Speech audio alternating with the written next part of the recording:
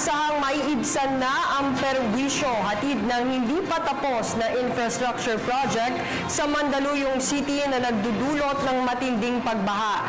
Ayon kay DPWH Secretary Mark Villar, tinatapos na ang konstruksyon ng naturang proyekto kung saan kasama rito ay ang paglalagay ng pumping station. Ang ulat mula kay Sweden, Velado.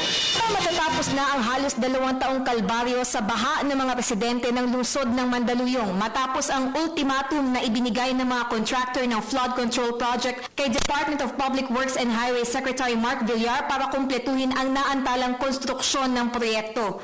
Nakausap ko po ang contractor doon at kinumit niya sa akin na tatapusin niya at the latest by September 30. And ang commitment niya sa akin, kung hindi niya matatapos, doon din siya maliligo sa September 30 kung hindi niya tatapusin. So, dapat tapusin niya yun. Ayon kay Villar, may 3 phases ang naturang proyekto, ngunit hindi natapos ang ikatlong phase kung saan kasama doon ang paglalagay ng pumping station. Kaya't naipon aniya ang tubig sa isang area ng Mandaluyong na naging sanhi ng paglala ng baha sa lugar. Siguro in the future, mas maganda kung dapat mauna yung pumping station. So medyo mali lang yung planning. But anyway, by September 30, matatapos na lahat pati yung pumping station. Samantala, muling iginiit ni Villar na wala ni isang proyekto ng DPWH ang pakikinabangan ng kanyang pamilya na kilalang may malaking negosyo ng construction at real estate development. I pride myself in being a professional. That's how I will conduct myself as a professional.